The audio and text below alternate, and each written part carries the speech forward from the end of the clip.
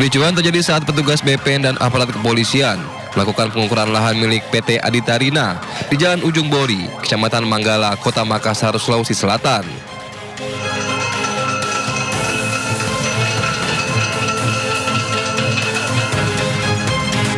Situasi pun memanas.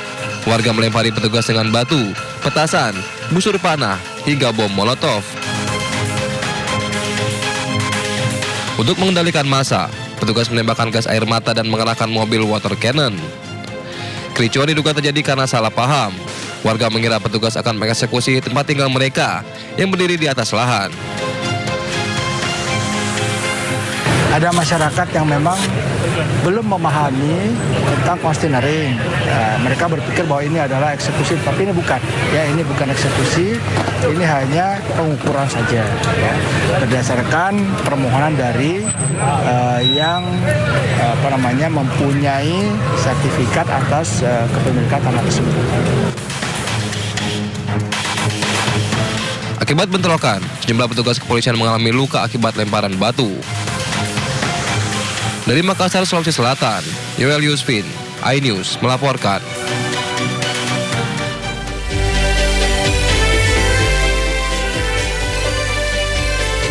Halo, selamat siang pemirsa Indosiar kembali hadir menemani aktivitas Anda. Bersama saya Naufal Zakwan, berikut berita pilihan siang ini.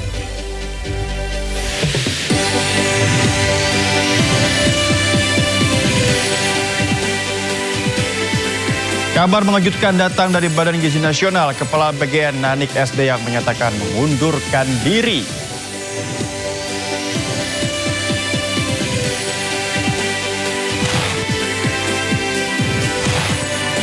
Dirjen Pajak memperluas pengawasan kepatuhan wajib pajak dengan melibatkan Babinsa dan Babin Kamtibmas.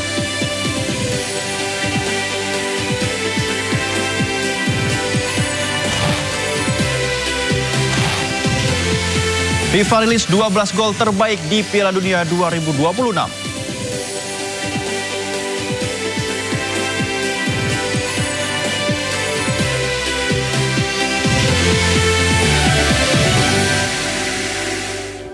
Kita ke informasi pertama pemirsa. Setelah belasan jam proses pencarian, tim gabungan berhasil menemukan korban terakhir ledakan rumah mewah di Kota Medan. Dengan ditemukannya korban terakhir, total korban jiwa dalam insiden ini menjadi 3 orang.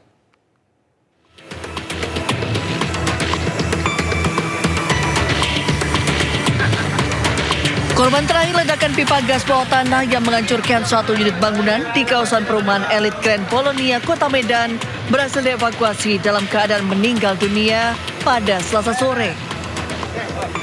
Penemuan ini setelah belasan jam proses pencarian oleh tim gabungan dari Basarnas, Polrestabes Medan, petugas damkar, serta relawan menggunakan peralatan berat dan manual. Dengan penemuan tersebut, total korban tewas menjadi 3 orang, sedangkan 3 orang lainnya berhasil diselamatkan. Sebelumnya pada Selasa siang, petugas berhasil menemukan 1 korban berjenis kelamin perempuan dalam kondisi meninggal dunia. Sementara korban bernama Jessica, istri dari pemilik rumah, dievakuasi dari dalam kamar mandi lantai 2 dalam kondisi meninggal dunia pada Selasa pagi. Seluruh korban diketahui merupakan satu keluarga yang berada di dalam bangunan saat ledakan terjadi. Puji Tuhan, tepat 18.00 atau jam 6 sore di hari ini, korban ke-6 dan terakhir sudah dapat dievakuasi. Dan saat ini dibawa ke rumah sakit, salah satu rumah sakit di Kota Medan. Mengalami meninggal dunia ada 3 korban dan 3 lainnya terdiri dari 2 masih dalam perawatan dan 1 dalam keadaan sehat mulanya. Meski seluruh korban telah ditemukan, penyidik membentuk tim khusus untuk mendalami penyebab pasti terjadinya ledakan dan menentukan ada atau tidaknya unsur kelalaian. Sebelumnya pada Senin sore, ledakan keras menghancurkan rumah mewah berlantai 2 di Kompleks Perumahan Grand Polonia Medan, Kota Medan. Ledakan terjadi saat sejumlah pekerja sedang merenovasi bangunan. Sejumlah kendaraan ringsek tertimpa runtuhan bangunan, sementara beberapa pekerja berhasil menyelamatkan diri. Dari Medan, Sumatera Utara, Bobby Papahan, iNews melaporkan. Polisi telah mendeteksi keberadaan Jesslyn Wijaya, atlet golf yang diduga diculik 5 orang tidak dikenal. Dari pemeriksaan manifest penerbangan pesawat, korban diduga telah meninggalkan Indonesia menuju Kuala Lumpur, Malaysia.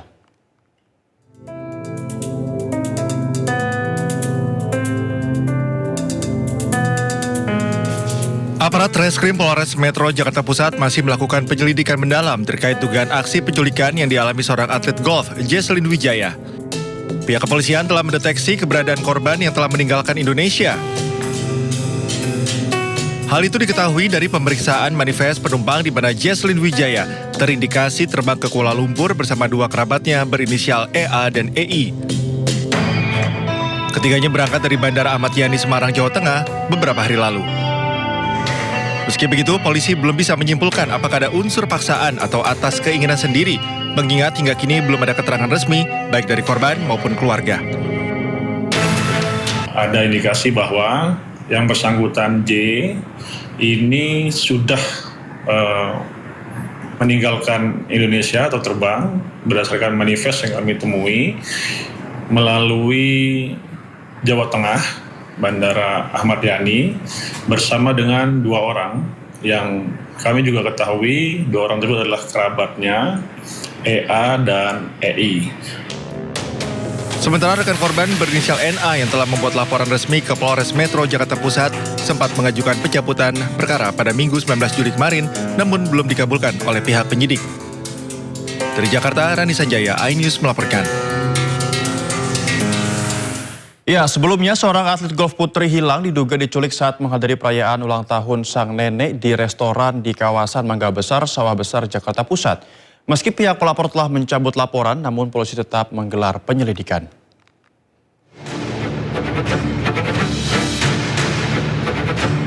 Kabar mengejutkan datang dari dunia olahraga golf tanah air.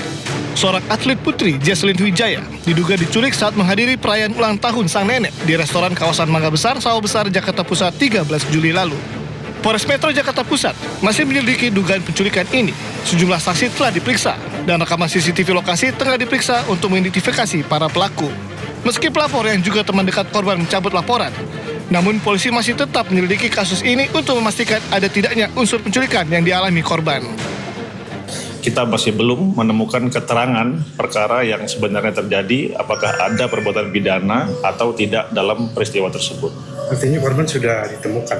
Belum. Jadi untuk korban sendiri masih kami lakukan penyelidikan keberadaannya. Ada kemungkinan tidak di kota Jakarta, namun kami masih melakukan penyelidikan sampai dengan menemukan benarkah peristiwa ini atas kemauan korban atau memang ada dugaan tindak pidana penculikan seperti yang dilaporkan di awal. Menurut kesaksian, saat kejadian korban dibawa paksa pria berbadan kekar dengan mata serta mulut dibekap.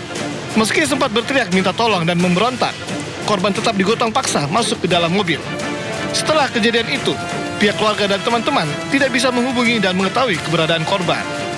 Dari Jakarta, Rani Sanjaya, iNews melaporkan. Kita ke informasi lain pemirsa, kabar mengejutkan datang dari Badan Gizi Nasional atau BGN. Kepala BGN Nanik SD yang menyatakan mengundurkan diri. Nanik beralasan akan menjalani pengobatan jantung di luar negeri. Pengumuman pengunduran diri Kepala BGN diumumkan di akun Facebook Nanik SD yang. Pengunduran diri Nanik telah disampaikan kepada Presiden Prabowo Subianto dengan alasan akan menjalani pengobatan jantung di luar negeri. Ia juga menyatakan permintaan maaf atas pengunduran dirinya yang mendadak kepada Presiden. Namun ia menyatakan bersedia jika ditunjuk menjadi Dewan Pengawas BGN ke depannya. Ia juga mengaku trauma akut mengurus keuangan di BGN. Hingga kini pihak istana belum memberikan keterangan resmi terkait pengunduran diri Kepala BGN Nanik SD.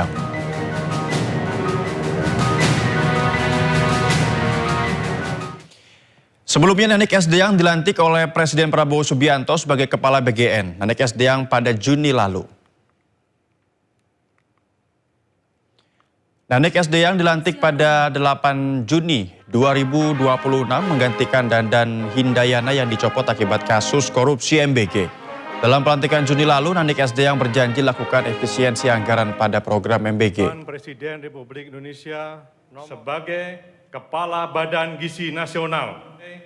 Kami concern pada efisiensi anggaran agar bisa tidak membebani anggaran negara pada saat ini, tetapi dengan tidak mengubah target dari yang kita berikan gizi.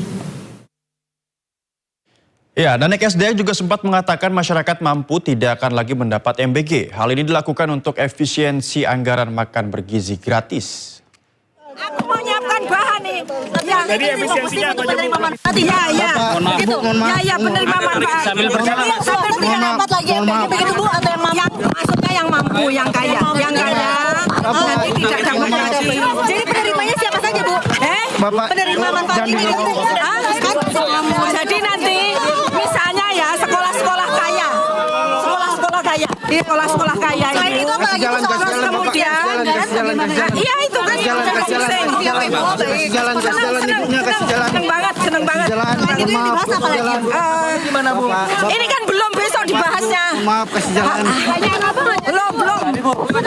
Katanya besok sore. Ya, dan untuk mengetahui situasi terkini pasca Kepala Bagian Nanik SD yang menyatakan mengundurkan diri, kami sudah terhubung dengan Indira Utomo dan juga juru kamera Eri Nugraha di Gedung Badan Gizi Nasional. Selamat siang Indira. Apa sih informasi yang baru yang Anda dapatkan di lapangan saat ini, Indira? Ya, selamat siang Noval dan juga pemirsa. Memang saat ini beredar informasi mengenai mundurnya Kepala Badan Gizi Nasional yakni Nanik SD. Yang pengunduran diri ini sendiri dilakukan memang lantaran karena ingin melaksanakan pengobatan jantung di luar negeri. Dan kabar ini juga telah dikonfirmasi oleh asisten khusus Presiden bidang komunikasi dan juga kebijakan yakni Dirgayuza Setiawan. Dan juga dikatakan oleh Dirgayuza bahwa Nanik ini telah melaksanakan pengunduran diri begitu atau pamit kepada Presiden Prabowo pada 22 Juli 2026. Dan berdasarkan pantauan kami saat ini tepat di Gedung Badan Gizi Nasional memang tidak terlihat adanya aktivitas khusus terutama mengenai mundurnya Kepala BGN. Dan untuk pegawai dari BGN sendiri memang masih melaksanakan kegiatan perkantoran seperti biasa. Dan untuk dalam unggahan media sosial sendiri, Nanik juga mengatakan keberangkatannya ke luar negeri ini untuk mencari second option terkait kondisi kesehatannya yang memang butuh penanganan lebih lanjut.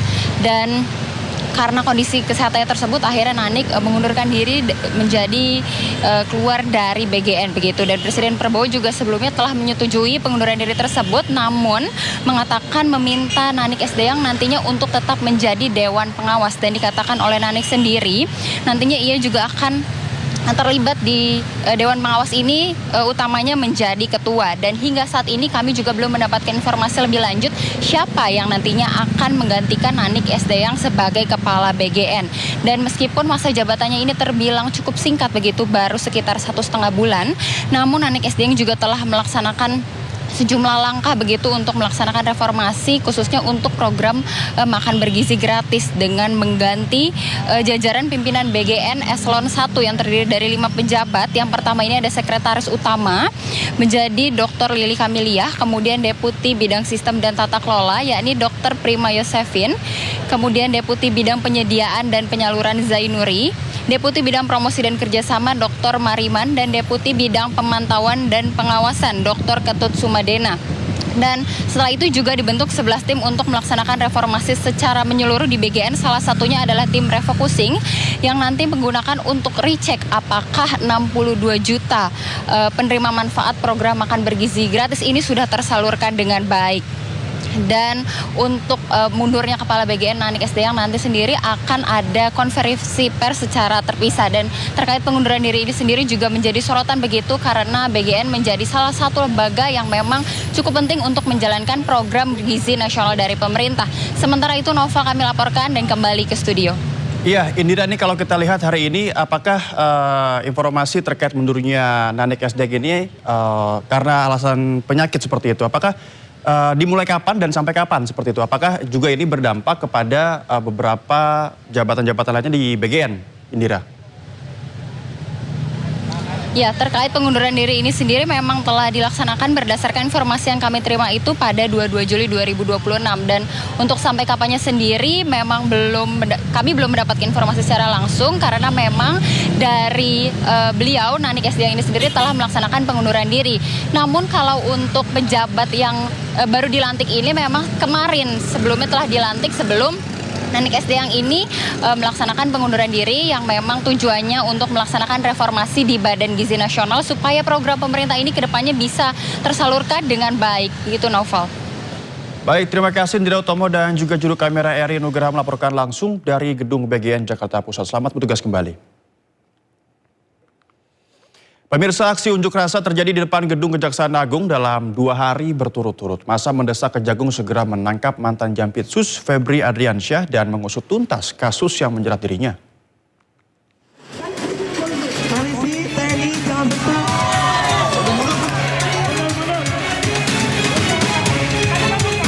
Dua hari beruntun, Gedung Kejaksaan Agung digeruduk aliansi mahasiswa. Aksi unjuk rasa dilakukan sebagai bentuk kekecewaan atas kasus yang menjerat mantan Jampitsus Febri Adriansyah. Massa mendesak Kejagung mengambil langkah tegas dan segera menahan Febri. Sehari sebelumnya, aksi unjuk rasa mahasiswa ke Kejagung bahkan berakhir ricuh. Massa beberapa kali berusaha merangsek ke dalam gedung Bundar Kejagung namun dihalau petugas. Aksi saling dorong pun tak terhindarkan. Luapan kekecewaan massa juga ditunjukkan dengan aksi pembakaran spanduk di depan gerbang gedung Bundar. Para mahasiswa mengajak seluruh elemen masyarakat untuk mengawal penegakan hukum dan memastikan pemberantasan korupsi dilakukan secara konsisten dan transparan. Tim Liputan iNews melaporkan. Terkait belum ditahannya ex-Jampitsus Febri Adriansyah, meski statusnya sudah tersangka, Menko Bidang Hukum HAM, Imigrasi, dan Pemasyarakatan Yusril Ihza Mahendra meminta masyarakat untuk bersabar. Berdasarkan KUHP baru, penahanan tersangka hanya dapat dilakukan berdasarkan alasan tertentu.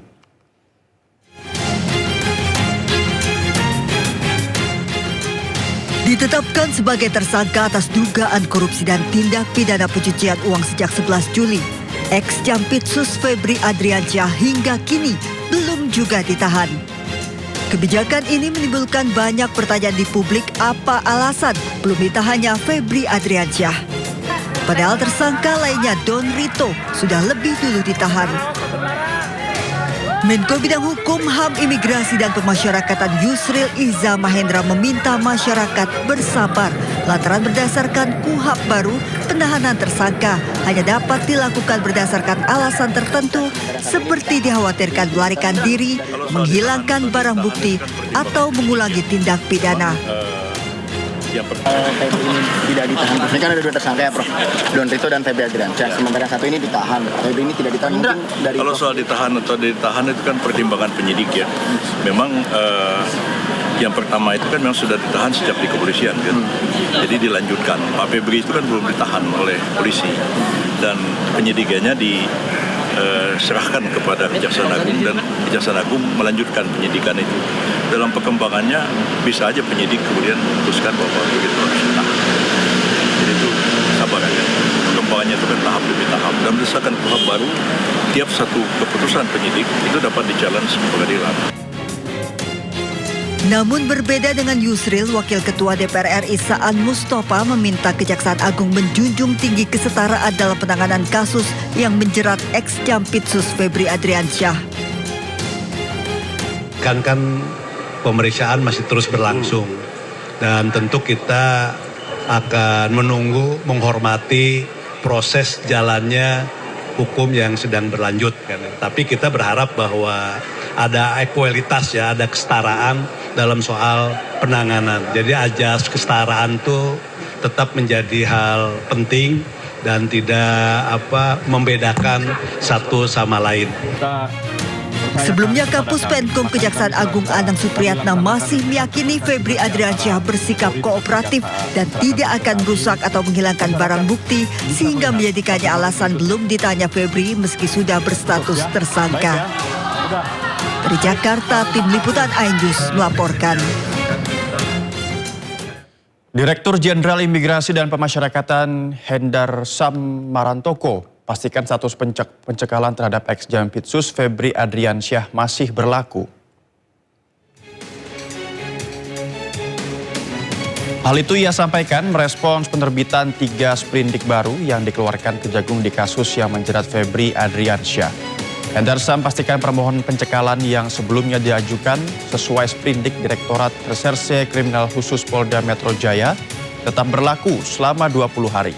Terkait hal tersebut, Hendar Sam pun menjelaskan imigrasi hanya sebagai pelaksana teknis untuk kasus hukum. Apabila aparat penegak hukum dan kementerian terkait ajukan cekal, maka pihak imigrasi wajib menindaklanjuti.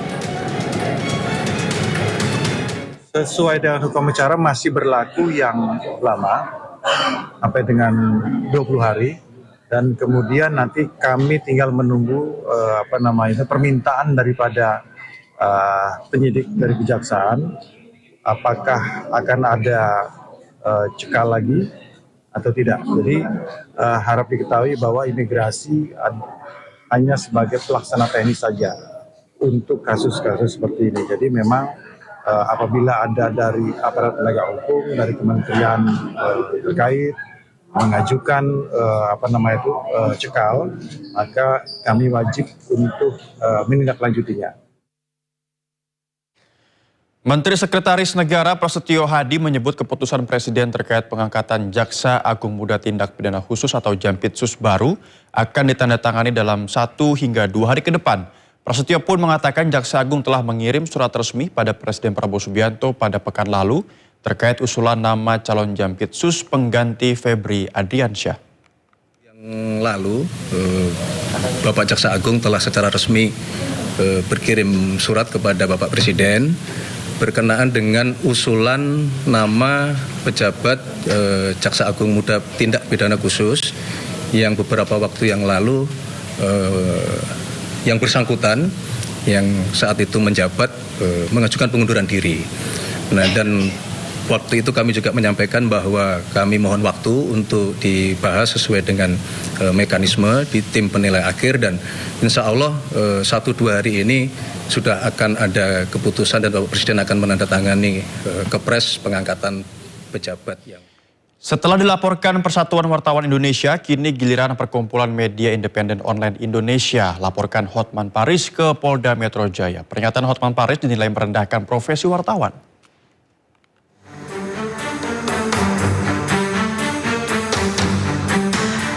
Perkumpulan Media Independen Online Indonesia didampingi sejumlah kuasa hukumnya mendatangi Polda Metro Jaya Selasa siang untuk melaporkan Hotman Paris Hutapea.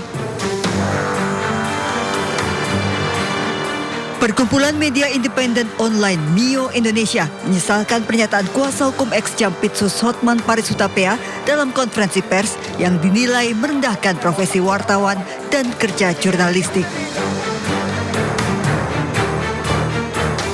Pernyataan Hotman yang mempertanyakan kapasitas dan intelektualitas wartawan dengan ungkapan yang merendahkan dinilai MIO Indonesia bukan lagi semata-mata perbedaan pendapat. Bahwa profesi wartawan tidak boleh dihina dan direndahkan secara sembarang di ruang publik. Jika ada wartawan yang salah, koreksi. Jika ada berita yang keliru, gunakan hak jawab dan koreksi. Jika ada dugaan pelanggaran kode etik, laporkan melalui mekanisme yang tersedia. Namun jangan menghina profesinya. MIO Indonesia meminta polisi untuk memproses laporan tersebut secara profesional, objektif, transparan, dan sesuai ketentuan hukum. Hotman dilaporkan pasal penghinaan dan menyerang kehormatan orang lain secara lisan, serta undang-undang pers. Dari Jakarta, Tim Liputan iNews melaporkan. Kita ke informasi lain pemirsa, posisi Wakil Presiden Gibran Raka Buming Raka yang tidak duduk sejajar dengan Presiden Prabowo Subianto pada sidang Kabinet Paripurna kemarin jadi sorotan. Istana pun buka suara, Menteri Sekretaris Negara Prasetyo Hadi menyebut perubahan tata letak kursi hanya persoalan teknis semata.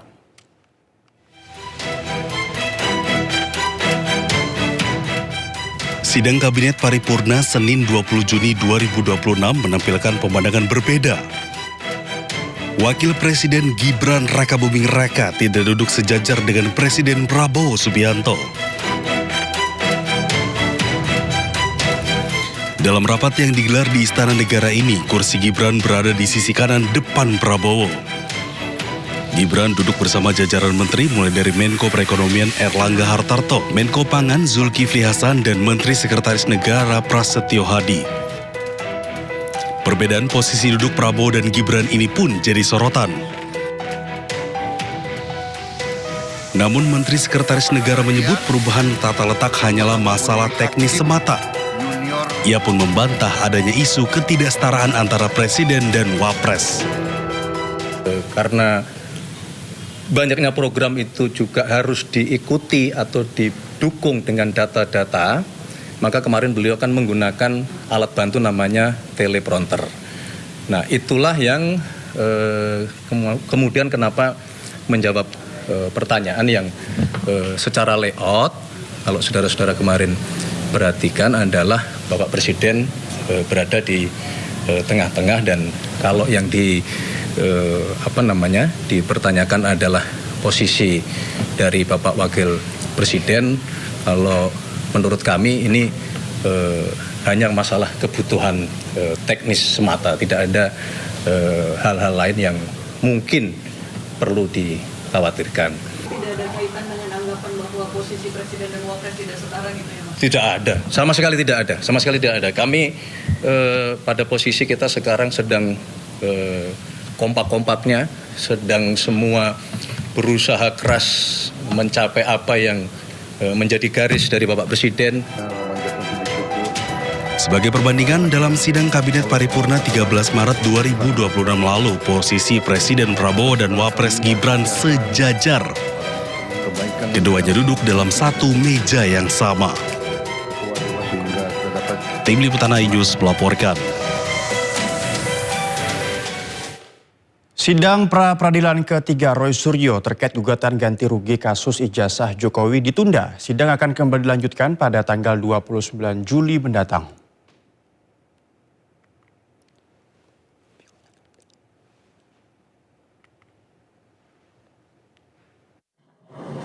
Begitu saja sidang hari ini. Ada yang Iya, gelar Dr. Roy Suryo yang diterbitkan Universitas Negeri Jakarta dilaporkan oleh YouTuber Nusantara dan Gibran Disti ke polisi hingga Kemendikti Saintek. Apabila hasil pemeriksaan Roy Suryo terbukti melakukan pelanggaran akademik, maka gelar doktor dirinya terancam dicabut. Inilah ijazah asli yang saya dapatkan dari Universitas Negeri Jakarta sah. Di sini ada embosnya.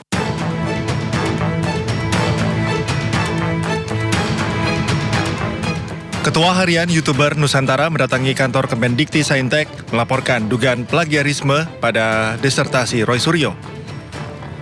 Pelapor menyebut setiap bab dalam disertasi Roy Suryo memiliki tingkat kemiripan yang tinggi.